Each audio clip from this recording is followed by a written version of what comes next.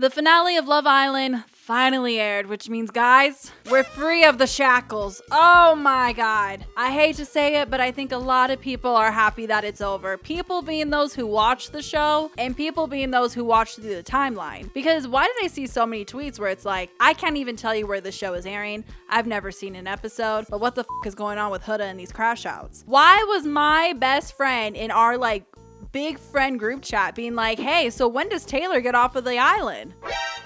Oh my God, this is not family business anymore. So many of you are probably watching this video because you as well watch the show, but some of you might be viewers of mine who kind of know about the drama and you're like, hey queen, can you fill me in on what has happened? And honestly, I'm gonna try, but hear me out. Love Island is a commitment. It is a 6-week, yes, 6-week commitment, and so much bullshit has happened. So for those of you who don't know, Love Island is basically a social experiment to see how long I can survive looking at the online discourse for a show where I'm legally allowed to turn my brain off and just enjoy it.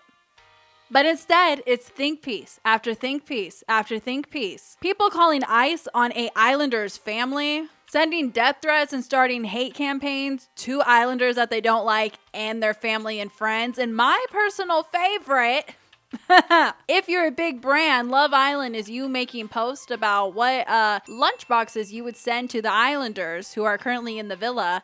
One of them being a knuckle sandwich to one of the only black women in the villa. So we have lost the plot. Got it. But if you are normal and can watch it for what it is, God, is it fun. Yeah, brother. Because Love Island is a 6-week dating show where you start off with OG Islanders and basically watch them navigate love and connections while consistently being tested and tempted with other people. Here's the thing. The show is meant for you to have your favorites that you root for, but also change your mind on connections and who should be together, who shouldn't, who needs to go, as you get updates pretty much daily. I've said it before, this is not my first season of Love Island. I watched the first 3.5 of Love Island USA. Do I really remember them all that well? Not really. But I have also seen, I don't remember what number it was, but the UK season with Davide and Ekin-Su. Television! You are a liar, actress, go the fuck out. And I think India is in that season as well. The fact that people are just walking around with a face like that.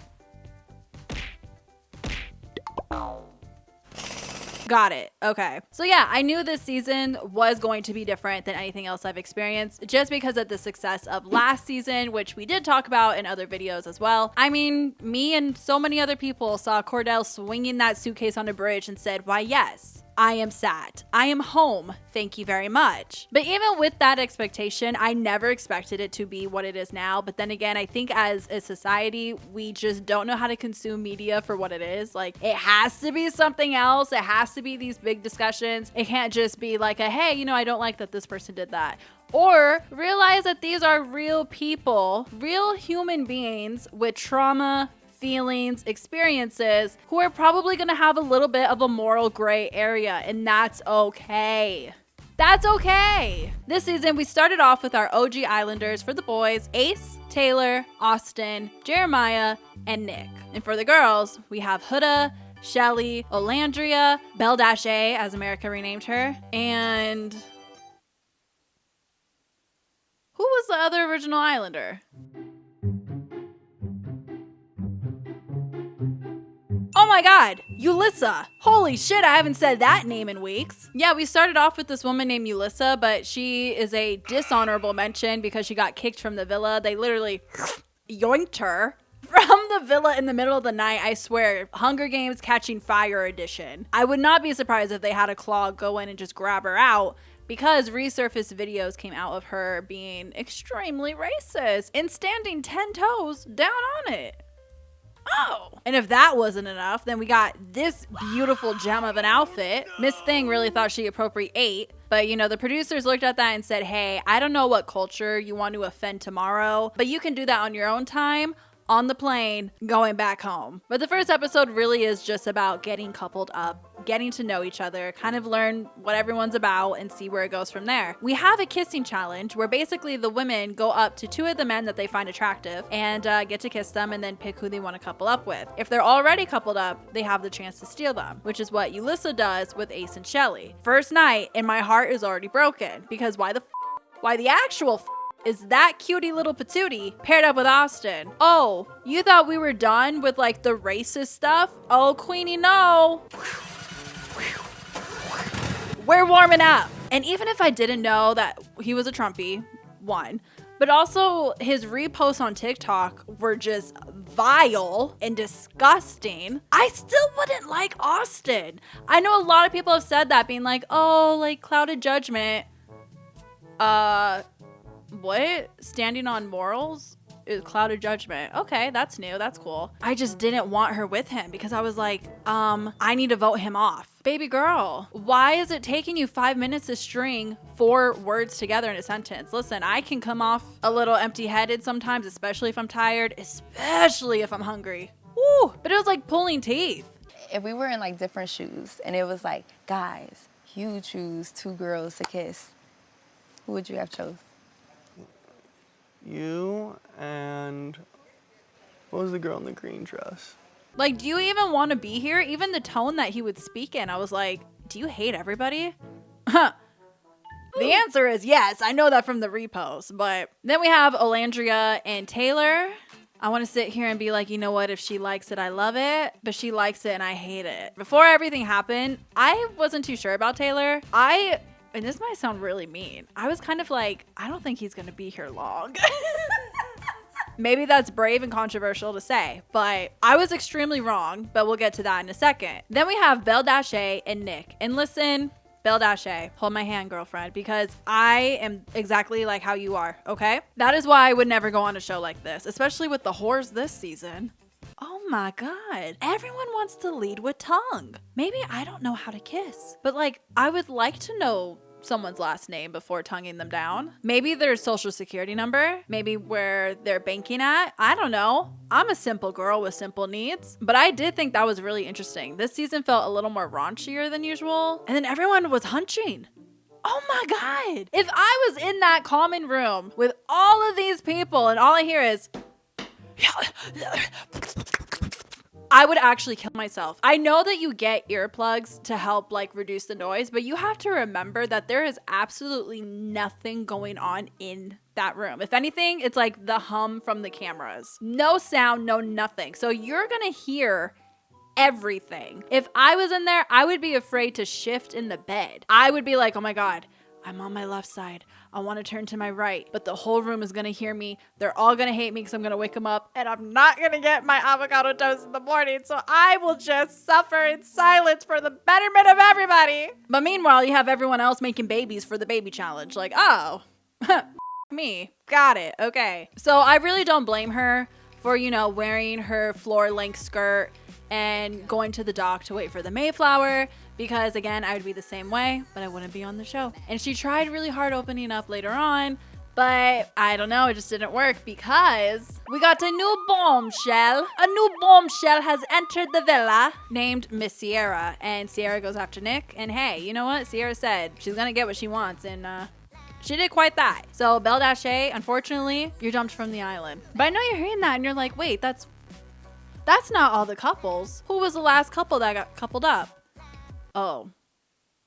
Them? Oh. Did we just get into it now? I hate when you say that. I just don't like when you say you're doing great. No, because you're rude. I can't listen to you when you're tired because you gaslight me. You want to know the difference between when you have a problem versus I have a problem? Okay, then leave. What the fuck happened to taking a joke? Oh my God, just like that. You're a pussy-ass bitch! No, because I'm not gonna just let you talk for 30 minutes. I don't get a word, and this is how it usually goes. I'm gonna be completely honest. I don't want to spend too much time talking about this because it was 14 episodes straight. Yes, 14, because the door recoupling didn't happen until episode 14. 14 episodes straight of the Jeremiah and Hoodie.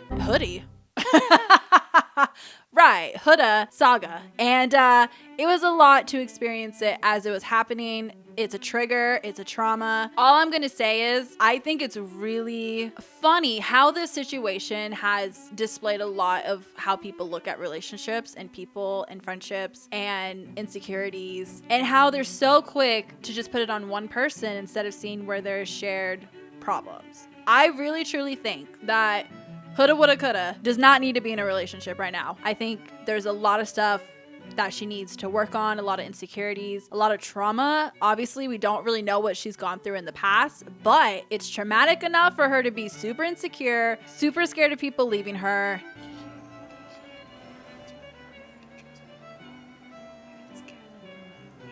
To the point where it becomes toxic. However, to completely exclude Jeremiah out of this conversation, I don't know how he's made it out as like this innocent angel. What's with you, Mr. Closed Off? No, I ain't closed off. I think it's just like, you never want to put all your eggs in one basket, but it's like, this is my favorite basket. Yeah. I know you told me you was interested in Huda. Why ain't you want to talk to Huda? Cause she's so closed off, it's no point. I do I'll claim you. say. Shut up. I claim you since the day. How many guys put you for a chat? Thank you. Alandria, do you think it's most likely to fake a relationship to make it to the final? Whoa. Jeremiah? He fall in love quick. But you don't think Out that's loud? like love bombing, like off the rip? I did lose like some respect for how you handled last night. because I didn't go and comfort her. Yes. I don't know if I necessarily want to throw out the allegation of love bombing, but it's also not good either. But do I think Huda's actual crash out was crazy? Yeah. You're a bitch. You're a bitch. Oh my. Like, fuck you. You just said you don't want me, you don't care. He told me that she is not his type, he's not attracted to her, and that he does not want to sleep in the bed with her. Congratulations, buddy. You're a dick. Generational crash out. And I can't believe some people, a lot of people actually, when we had that vote where we could split them up finally, I voted to split them up. How the recoupling worked, where Iris went with Jeremiah, Hannah went with Pepe, and Alandria went with Jalen, I voted exactly for that because I wanted Taylor away from Alandria. What? Who says that she is not attractive? Huh? I know we can have preferences, but to just be like, yeah, I'm not physically attracted to her. Yeah, something there, but it's just like, if the physical attraction there, the physical attraction there. If it's not there, it's not there. But yeah, I voted for that because I was like, I just need them to not be together. And hopefully this is their signal. This is their like Batman signal of, hey man, you are not meant to be together. But a lot of people voted that way because they were like, oh, crash out coming. Again, I think some of y'all forgot these are real people. Like, this is not The Sims. If you want to go play Grim Reaper and go lock people in pools and be mean and cruel, go do that on your own time, not on my villa. And honestly, the rest of Huda's experience in the villa was one for the books, because how do you make it to the finale? Break up with your partner and get third place. You know what?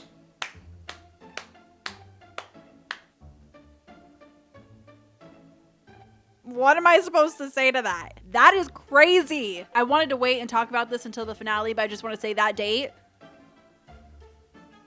I'm traumatized. I can never hear that song ever again in the same way. But anyway, before we get to the finale and all that goody stuff, let's talk real quick about another couple. Let's talk about Taylor and Alandria. Look at my feet, they swollen. Yeah, they almost jumped at me now. Keep them down. I can't wait to yours. Baby, Do you know what you're doing? baby, you know who you're talking to? I don't actually. My first attention was like, oh yeah, I'm gonna stand up. Like that's why I was like, Oh, you didn't hesitate. You read it and you stood up almost no, immediately. no. She's cooking for your dumb ass. Cooking. I don't gotta have shit with nobody. Maybe you just not like. Maybe. Maybe shit. I was kind of already talking about them, but I'm like, you know what? I want to get into it because what I really want to talk about is on the way. So I just think it's so funny. I laugh I key. I he. I ha. I just think it's so funny when people go on Love Island and they're here to be like, I'm so sincere. I'm so genuine. I really want this. You know, I'm going to plan dates for us. 5, 6, 7, 8. I'm going to have this same conversation with you over and over again about how we're going to try to grow, even though you kind of clocked that we're not moving the same pace as other people and you're giving me the green light to be more affectionate. But I see like how further along other people are getting with their person. I'm just like, am I missing something? I'm like, damn, our actions is really not matching our words at all. In case you're waiting for a green light from me, this is that. But all I can do is my 3 little kisses, my 3 little pecks with the 3rd one elongated. So me personally, when we got to Casa Amor, I wasn't surprised with his decision. When he decided to go with Clark and not her, I was like, well, yes. Are we not watching the same show? And maybe, personally, hear me out, when I was watching the show, anytime he kind of popped up, I just tuned out. Because I was like, whatever bullshit he's feeding her, I don't want to hear it because I don't want to get upset because she deserves better. That is a sensational woman. Clark it. Honestly, there's so many great memes that have come out of this season. Mommy, mamacita. Mom of what? A dog? I have a daughter. Like in real life? Yeah. Like a daughter, like a real baby? Yeah, like a human child. But I think Clark it unintentionally is one of the funnier ones because what? Like, huh? Speaking of Casa Amor, just real quick, I really don't like how they did it this season, but I think honestly production decided to do it that way because they knew that nothing else was going to happen. Like the couples that were pretty set were going to be set, and then who cares about everyone else? Like, ooh, TJ, Mr. I'm gonna rate everyone low in the kissing challenge and then be surprised that no one wants me. Get a load of this guy. Thankfully though, we didn't have to endure another 4th of July challenge like last year in Casa. I know everyone complained about the milk one this year. Genuinely, nothing will ever be as bad as the 4th of July one. If I'm putting B-roll on the screen, I will blur it because it's genuinely that disgusting. Even thinking about it, I want to vomit. I don't know who thought of that, but they're sadistic and we need to investigate them because they have a fetish. 100%. Electric chair. And even like the recoupling ceremony after Casa, like that's half of the fun is seeing if someone's gonna bring someone back. What do you mean everyone came back? Ooh, let's see who's gonna like recouple. Ooh. That's the whole point. Because if you come back with someone because you're thinking, oh, they're gonna get someone and then they don't, you look like an asshole. But if everyone goes together and it's like, oh, okay, I can see maybe you did make a connection or you didn't make one, I'm gonna stick with you. Like, that takes out half of the appeal of Casa Amor in like really testing that connection. Okay, sure. The only good thing Casa Amor gave us this season. Nicolandria. Come on, Cream.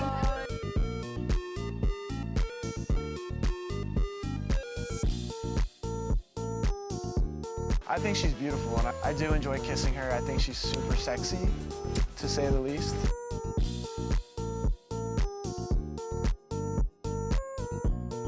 Nick, get the fuck away from me. I'm not. It's Nick for now. I'm a shipper. Whatever.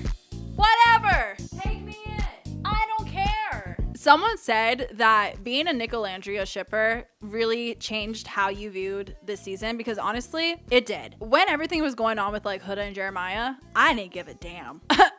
I cared. But I was also like in the background, like, where's Nick? Where's Alandria? What are they doing? Oh my God. They looked at each other at minute 15:07. It was such a crack ship. Okay, when I first saw it, I think it was literally the first episode. It hadn't even aired. And people were like, oh, I can see them together. Okay, sure, whatever. We love a prediction. I was definitely that person that was like, oh, this crack ship. Like, okay, have fun, guys. But I was kind of like, I was looking. Okay, I was browsing the menu. And I don't remember what point it was that sold me, but I was like, you know what? This is some good shit right here. So to be wanting that and then to see it happen in Casa Amor,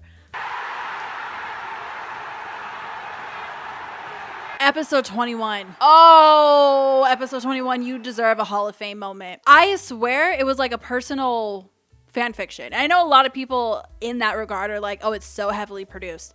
Listen, they can try to produce all they want, but if I'm looking with my two eyes and I see the chemistry and I see that kiss, the kiss heard around the world, I swear to God. And like after kissing her, he had the literal galaxy in his eyes. What do you mean? And I was supposed to look at this and be like, oh yeah, they're just friends? Oh yeah, they're just faking it?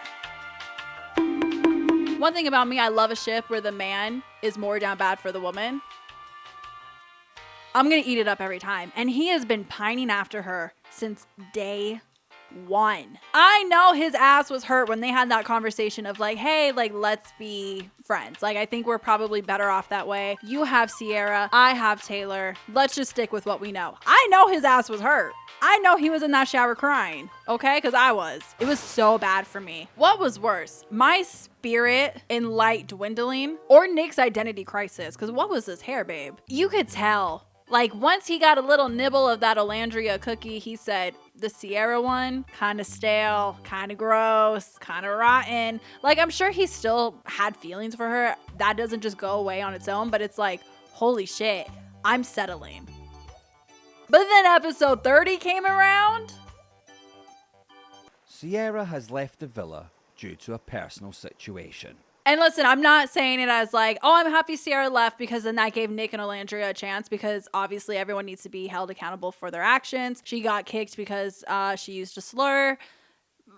Why is this a reoccurring theme in this season? I don't really know. But yeah, then they get together and literal bliss. I just wish they had longer in the villa together so you guys could see what like Nicolandria stands see. And they really got like more time to blossom their relationship, because you can tell they really like each other. But also, I can't help but feel like after a certain point, that point being the challenge where America ranks everybody, I can't be the only one that felt like the editing changed a little bit. I feel like they saw these numbers, they saw how we were feeling about certain things, and just ran with it. Not only that, they kind of knew how they wanted the season to end. Here's the thing, with the producers, with voting and everything like that, I know people have put out these accusations, these theories of, hey, they're switching votes, they're changing the results.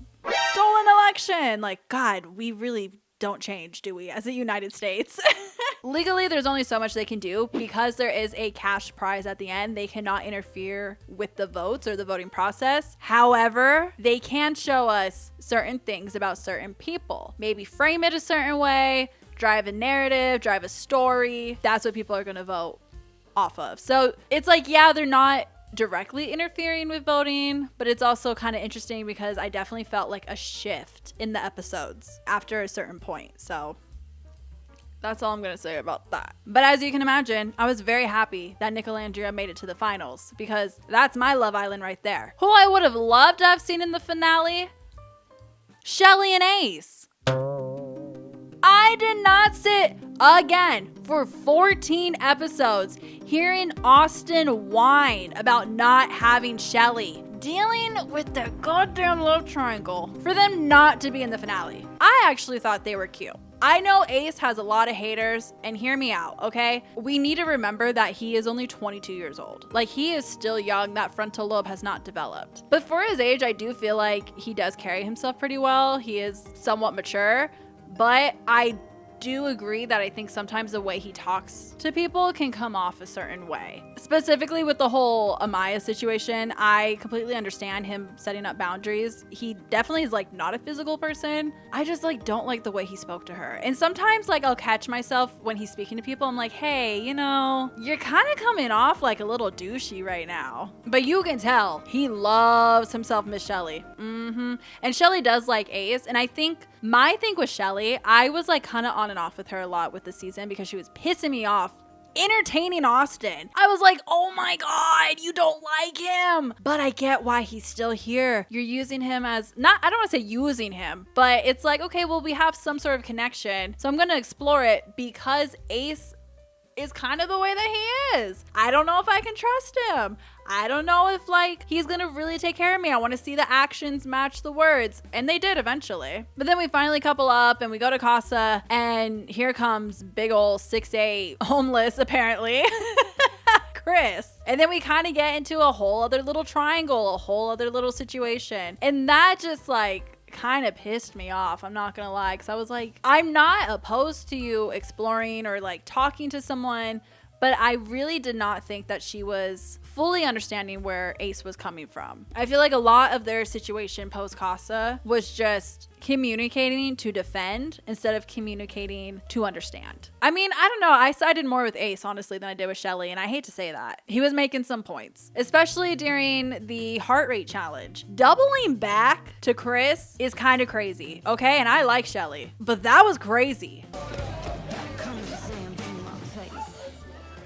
Like, I get it. It's just a challenge. It's just a challenge. Girls, girl, sisterhood. Oh my God. Those 3 phrases need to be struck from Love Island vocabulary because I can't hear it anymore. Oh, I can't hear it anymore. I don't even want to talk about the heart rate challenge because honestly, it got resolved. And I knew it would get resolved too. Like, once they actually communicated, Huda and Shelly, and talked about what had happened or where they were coming from, I knew it would be like either, hey, we can continue with our friendship, or we're just going to be cordial. Either way, it was going to get resolved. So the discourse it started, oh my God. But because it didn't get resolved before the male challenge, oh, that was bad. I can kiss people that I like. Like, what the fuck? I will say this whole conversation of like Mean Girls, I think is very interesting. Because I do think we have to remember that we're only seeing a snippet and it's edited in a certain way. It's going with a certain narrative. But even with that said, I do feel like this island in particular was a little cliquey. Not even necessarily when it came to like excluding Huda. I just felt like it was a little cliquey, like with the Casa boys, with the OG boys, with the little side glances from Sierra during that challenge. Oh my God. I was like, Miss Lips, if you don't stop. No. As someone who's been bullied, who has been in situations like that, it can be so isolating. And I do feel for Huda in that situation, I'm not gonna lie. Does she need to be accounted for what she has done? Yes, 100%. But when you don't do it in the moment, and in the moment not even being that challenge, in the moment being all the way back with Jeremiah, y'all could have let her leave. But no, we had to protect Taylor in his relationship, so we voted off Jalen, who was actually there for a genuine good time. Like, oh, don't piss me off. I just feel like a lot of the situations could have been handled differently. And a lot of it stems from communication and just flat out being like, hey, this is what's going to fly and what is not going to fly. Setting clear boundaries, having this false sisterhood in the beginning, because the way that Huda would trash talk these bombshells was actually crazy. And I know it comes from like a place of insecurity and like, and maybe she just doesn't thrive in an environment like that with those insecurities. But either way, you should never talk to someone like that, especially if you're going to be nice in front of their face and then say that behind their back. I think she's messy as fuck. I don't like her. I just already don't like her. I don't like her. I don't think she's nice. Bitch, if you don't fucking quit it right now. This is where that moral gray area really comes into play, because I feel like everyone was kind of wrong in some sort of sense. There is not this like, we got to put this person on a pedestal and this person below in the garbage, in the trash, in the sewer. No, we all kind of f***ed up in some way or another, and that's fine because we're people. You cannot like someone without having to rip the other person apart. That's fine. I think that's where you guys are confused. But that's all I really have to say about that, because who cares? Everyone has had the think piece. Everyone's heard enough about it. I can't do it anymore. Oh my God. Let's talk about America's princess, Amaya Papaya. I'm not gonna lie to you guys. When Amaya first came in on the show, first of all, her voice sounds so different then than it does now, which is kind of funny. Yeah, I laugh a lot.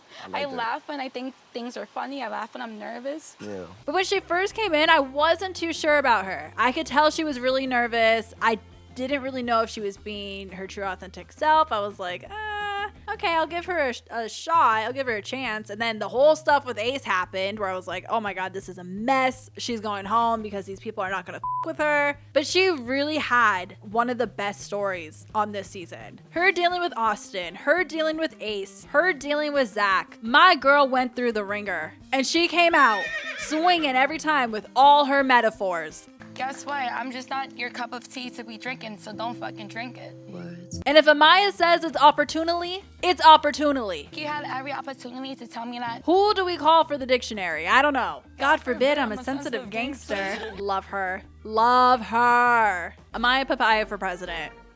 F it. Whatever. A huge thank you to Raycon for sponsoring this video. Like you guys know, Raycon and I, we're besties. We have been working together for so long now. I think this is actually my longest relationship. So what does that say about me? I don't know and I don't care, because the latest version of Raycon's Everyday Earbuds Classic now features active noise cancellation, the only thing that they were missing before. We love a revamp, we love a sequel. Hi, Shrek 2 being my actual favorite movie ever. But now with the active noise cancellation, pair that with the 8 hours of playtime, 32-hour battery, awareness mode, absolutely love her because being a woman is scary sometimes in public, and the optimized gel tips for a custom, comfortable fit.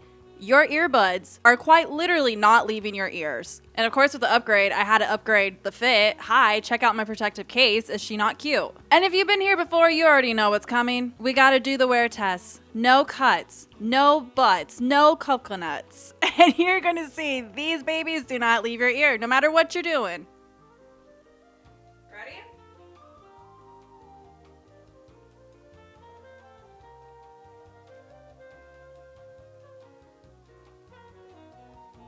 Like, my glasses are gonna fly off before then. So all of y'all who are, you know, maybe getting your summer body, getting your workouts, they got you in the gym, girl, don't worry. Me personally, I use my earbuds to up my screen time because, hi, I miss my season 6 Love Island family. Yes, I am rewatching the season again. Am I okay? No, but that's fine because my Raycons got me. So of course, go to buyraycon.com/internetmom to get 20% off the fan favorite Everyday Earbuds Classic. Link will be in the description box below. Plus, I have a nice handy little QR code for your convenience. As always, thank you Raycon for sponsoring this video. Let's get back into it. This is where it gets a little messy. But all that to be said, that leads us into the finale, baby. Going into the finale, we were stuck with Iris and Pepe. I don't know, they were kind of growing on me towards the end of the season, but I was very much so like, oh yeah, they're cute, they're not getting my money. And I'm pretty sure I texted that to my Love Island group chat. Huda and Chris, when Chris literally wanted to self-evict. And then we had Amaya and Brian, and also Nick and Alandria. And it's so funny because this finale, all the couples got coupled up at the same time.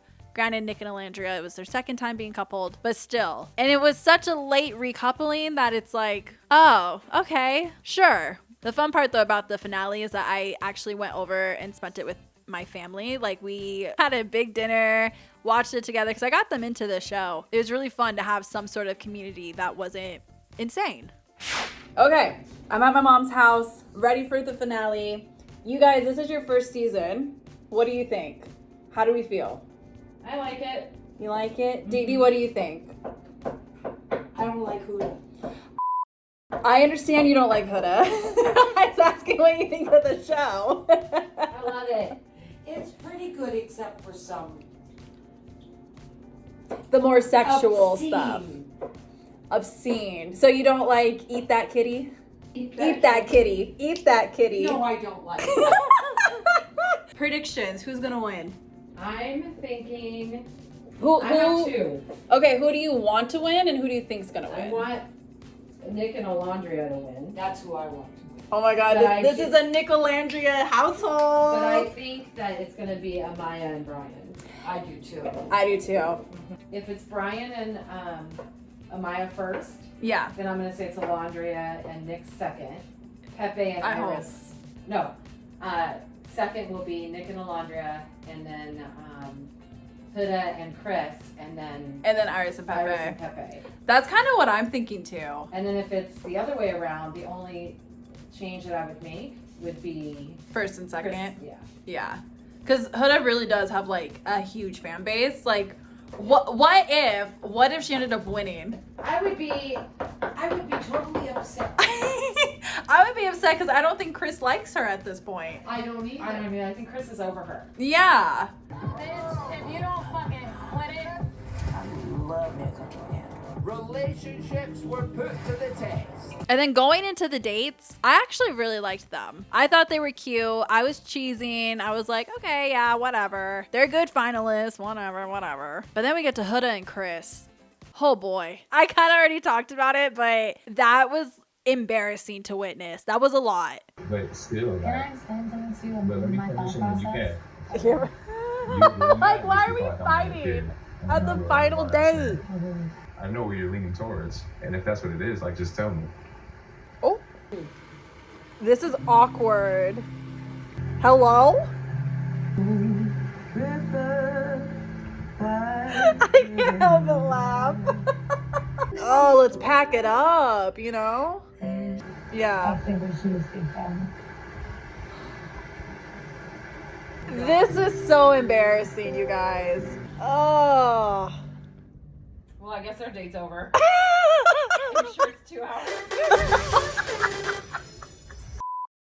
The winners of Love Island USA 2025 are Amaya and Yep, it makes sense. Good for her. Oh, I'm so happy. But now we're in a situation of post-villa life, which is going to be a lot of interviews, a lot of drama. But I am excited for the reunion. I did see that, what's his name? Andy Cohen, right? That's his name, is co-hosting, which I think was brilliant because Miss Ariana, as much as I like her, I don't think she's built for reunions. Like, she's too nice. So I think having them both there is going to really balance each other out. So I'm excited. If you guys want to watch that together, let me know. What did you think of this season? I hope you guys enjoyed this video. Let me know your thoughts and feelings in the comments down below. And I'll see you next time. Bye-bye.